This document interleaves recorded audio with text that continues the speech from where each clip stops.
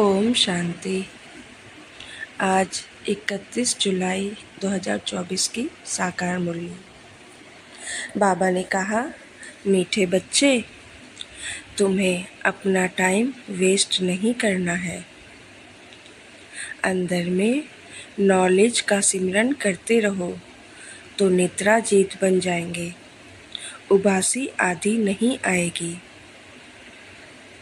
प्रश्न है, तुम बच्चे बाप पर फिदा क्यों हुए हो? फिदा होने का अर्थ क्या है? उत्तर में बाबा ने बोला, फिदा होना अर्थात बाप की याद में समा जाना। जब याद में समा जाते हो तो आत्मा रूपी बैटरी चार्ज हो जाती है। आत्मा रूपी बैटरी निराकार बाप से जुड़ती है तो बैटरी चार्ज हो जाती है, विकर्म विनाश हो जाते हैं, कमाई जमा हो जाती है। ओम शांति। बाबा ने कहा, रूहानी बाप बैठ रूहानी बच्चों को समझाते हैं। अब यहाँ तुम शरीर के साथ बैठे हो, जानते हो मृत्युलोक में यह अंतिम शरीर है। फिर क्या होगा? फिर बाप के साथ शांति धाम में इकट्ठे होंगे। यह शरीर नहीं होगा। फिर स्वर्ग में आएंगे तो नंबरवार पुरुषार्थ अनुसार सब तो इकट्ठे नहीं आएंगे। यह राजधानी स्थापन हो रही है। जैसे बाप शांति का सुख का सागर है, बच्चों को भी ऐसा शांति का सुख का सागर बना रहे हैं। फिर जाकर शांति धाम में विराजमान होना है तो बाप को, घर को और सुखधाम को याद करना है। यहाँ तुम जितना जितना इस अवस्था में बैठते हो, तुम्हारे जन्म जन्मांतर के पाप भस्म होते हैं। इसको कहा जाता है योगाग्नि। सन्यासी कोई सर्वशक्तिमान से योग नहीं लगाते, वह तो रहने का स्थान ब्रह्म से योग लगाते हैं।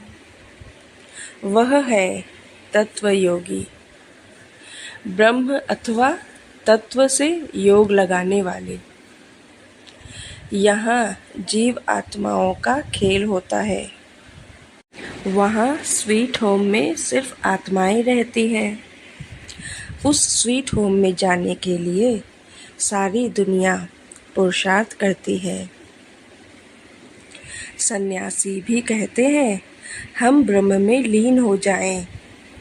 ऐसा नहीं कहते, हम ब्रह्म में जाकर निवास करें। यह तो तुम बच्चे अब समझ गए हो। भक्ति मार्ग में कितनी खिटखिट सुनते रहते हैं। यहाँ तो बाप आकर सिर्फ 2 अक्षर ही समझाते हैं। जैसे मंत्र जपते हैं ना, कोई गुरु को याद करते हैं, कोई किसको याद करते हैं। स्टूडेंट टीचर को याद करते हैं। अभी तुम बच्चों को सिर्फ बाप और घर ही याद है। बाप से तुम वर्षा लेते हो शांति धाम और सुख धाम का, वही दिल में याद रहता है। मुख से कुछ बोलना नहीं है, बुद्धि से तुम जानते हो शांति धाम के बाद है सुख धाम। हम पहले मुक्ति में फिर जीवन मुक्ति में जाएंगे।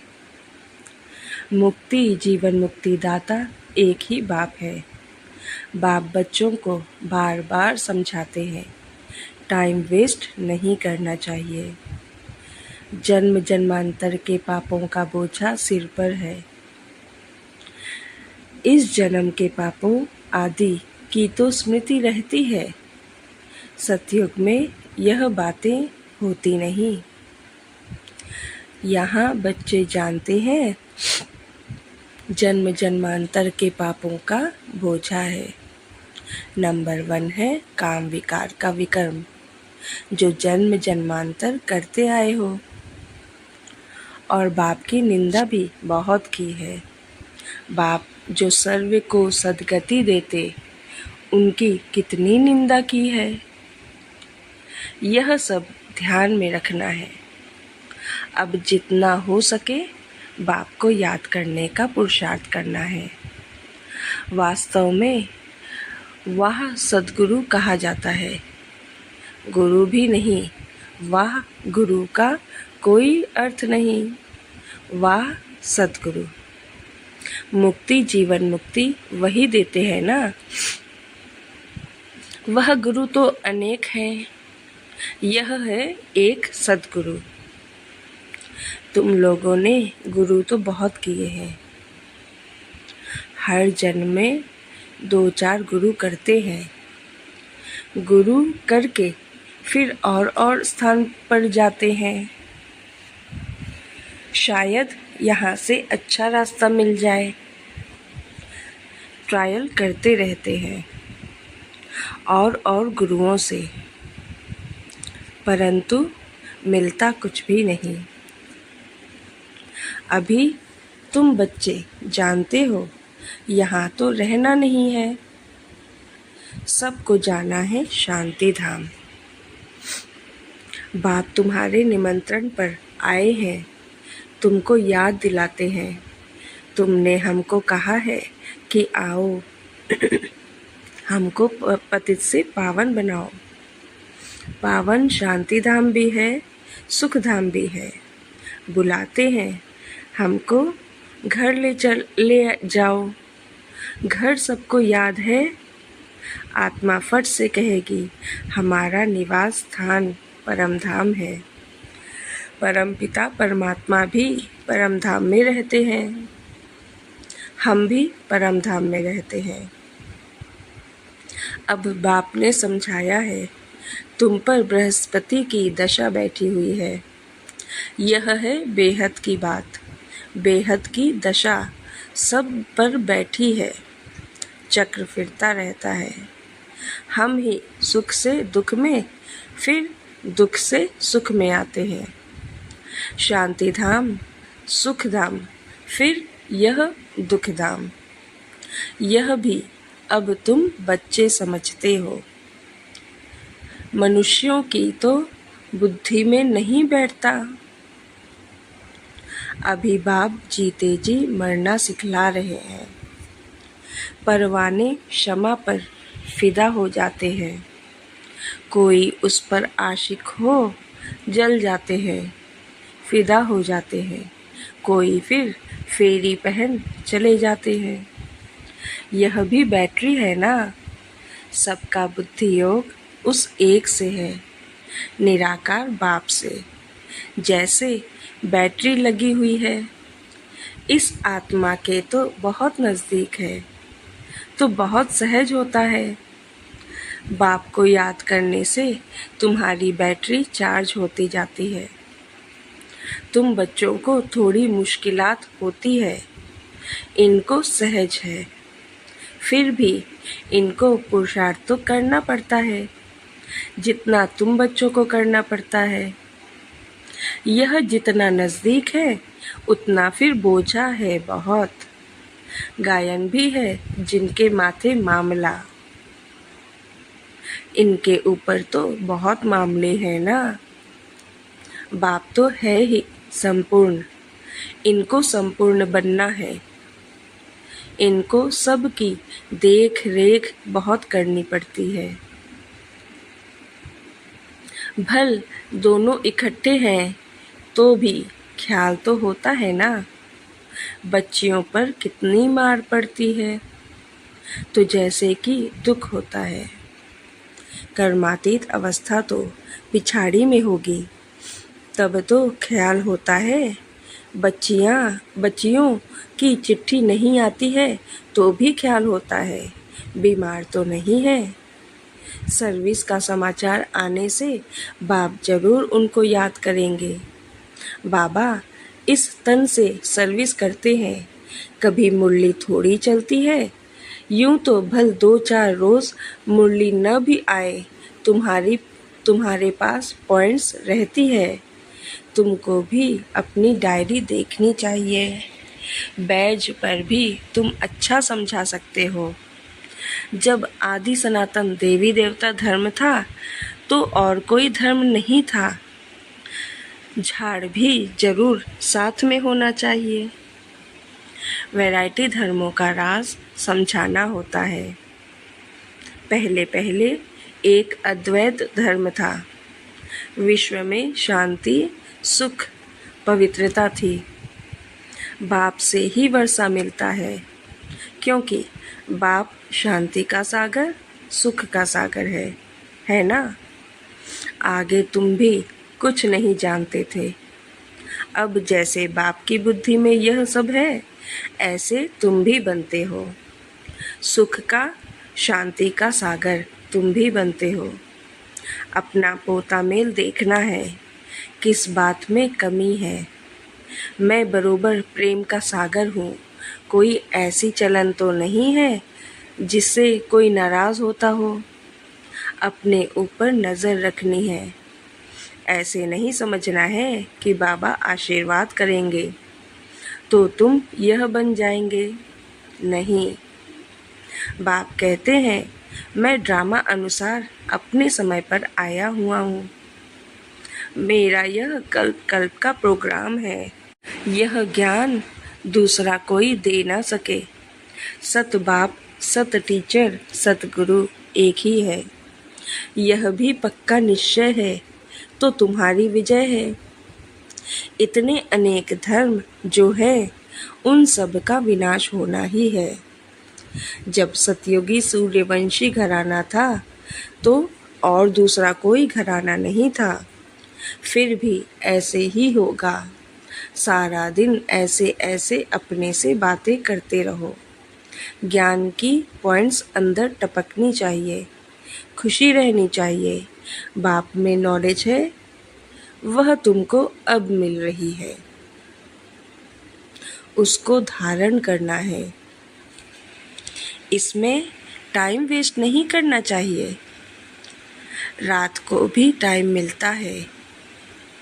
देखते हैं आत्मा ऑर्गन्स से काम करते करते थक गई है तो फिर सो जाती है। बाप तुम्हारी भक्ति मार्ग की सब थक दूर कर अथक बना देते हैं। जैसे रात को आत्मा थक जाती है तो शरीर से अलग हो जाती है, जिसको नींद कहा जाता है। सोता कौन है? आत्मा के साथ कर्मेंद्रियां भी सो जाती हैं। तो रात को सोते समय भी बाप को याद कर ऐसे ऐसे ख्यालात करते सो जाना चाहिए। जो हो सकता है पिछाड़ी में रात दिन तुम नींद को जीतने वाले बन जाओ। फिर याद में ही रहेंगे। बहुत खुशी रहेगी। 84 के चक्र को फिराते रहेंगे। उबासी व पिनकी झुटका आदि नहीं आएगी। हे नींद को जीतने वाले बच्चों, कमाई में कभी भी नींद नहीं करना है। जब ज्ञान में मस्त हो जाएंगे तब तुम्हारी अवस्था वह रहेगी। यहाँ तुम थोड़ा टाइम बैठते हो तो कभी उबासी या झुटका नहीं आना चाहिए। और तरफ अटेंशन जाने से फिर उबासी आएगी। तुम बच्चों को यह भी ध्यान में रखना है कि हमको औरों को भी आप समान बनाना है। प्रजा तो चाहिए ना, नहीं तो राजा कैसे बनेंगे। धन दिए धन ना कुटे। दूसरों को समझाएंगे, दान देते रहेंगे तो कभी खुटेगा नहीं, नहीं तो जमा नहीं होगा। मनुष्य तो बहुत मनहूस भी होते हैं। धन पर बहुत लड़ाई झगड़े हो पड़ते हैं। यहाँ बाप कहते हैं तुमको हम अविनाशी धन देता हूँ तो तुम फिर औरों को देते रहो। इसमें मनहूस नहीं बनना है। दान नहीं देते हैं तो गोया है नहीं। यह कमाई ऐसी है, इसमें लड़ाई आदि की बात नहीं। इसको कहा जाता है गुप्त। तुम हो इनकॉग्निटो वॉरियर्स। 5 विकारों के साथ तुम लड़ते हो। तुमको अननोन वॉरियर्स कहा जाता है। प्यादों का लश्कर बहुत होता है। यहाँ भी ऐसे है। प्रजा बहुत है, बाकी कैप्टन, मेजर आदि सब है। तुम सेना हो, उसमें भी नंबरवार है। बाबा समझेंगे यह कमांडर है, यह मेजर है, महारथी घोड़ेसवार है ना। यह तो बाप जानते हैं। 3 प्रकार के समझाने वाले हैं। तुम व्यापार करते हो अविनाशी ज्ञान रत्नों का, जैसे वह भी व्यापार सिखलाते हैं। गुरु चला जाता है तो उसके पिछाड़ी चेले चलाते हैं ना। वह है स्थूल, यह फिर है सूक्ष्म। अनेक प्रकार के धर्म हैं, हर एक की अपनी अपनी मत है। तुम भी जाकर उन्हों का सुन सकते हो। वह लोग क्या सिखलाते हैं, क्या क्या सुनते हैं। बाप तो तुम्हें 84 के चक्र की कहानी समझाते हैं। तुम बच्चों को ही बाप आकर वर्षा देते हैं। यह ड्रामा में नोंद है। अभी कलयुग अंत तक यह आत्माएं आती रहती हैं, वृद्धि को पाती रहती हैं। जब तक बाप यहाँ है, संख्या बढ़ती ही जाती है। फिर इतने सब रहेंगे कहाँ, खाएंगे कहाँ, सब हिसाब रखना पड़ता है ना। वहाँ तो इतने मनुष्य होते नहीं, खाने वाले ही थोड़े, सबकी अपनी खेती रहती है। अनाज रखकर क्या करेंगे। वहाँ बरसात आदि के लिए यज्ञ आदि नहीं करने पड़ते जैसे यहाँ करते हैं। अभी बाप ने यज्ञ रचा है। सारी पुरानी सृष्टि यज्ञ में स्वाहा होनी है। यह है बेहद का यज्ञ। वह लोग हद के यज्ञ रचते हैं बरसात के लिए। बरसात पड़ी तो खुशी हो गई, यज्ञ की सफलता हुई। नहीं होने से अनाज नहीं होगा, अकाल पड़ जाता। भल यज्ञ आदि रचते हैं, परंतु बारिश को नहीं पड़ना है तो क्या कर सकते हैं। आफतें तो सब आनी है। मूसलधार बरसात, अर्थक्वेक, यह सब होना है। ड्रामा के चक्र को तो तुम बच्चों ने समझा है। यह चक्र भी बहुत बड़ा होना चाहिए। एडवर्टाइज बड़े बड़े स्थानों में लगी हुई होगी तो बड़े बड़े लोग पढ़ेंगे, समझ जाएंगे कि अब बरोबर पुरुषोत्तम संगम युग है। कलयुग में बहुत मनुष्य हैं, सतयुग में थोड़े मनुष्य होते हैं, तो बाकी सब इतने जरूर खत्म हो जाएंगे। शिव जयंती माना ही स्वर्ग जयंती, लक्ष्मी नारायण जयंती। बात तो बड़ी सहज है। शिव जयंती मनाई जाती है, वह है बेहद का बाप। उसने ही स्वर्ग की स्थापना की थी। कल की बात है, तुम स्वर्गवासी थे। यह तो बहुत सहज बात है। बच्चों को अच्छी रीति समझकर और समझाना है। खुशी में भी रहना है। अभी हम सदैव के लिए बीमारियों से छूटकर 100% हेल्दी वेल्दी बनते हैं। बाकी थोड़ा समय है।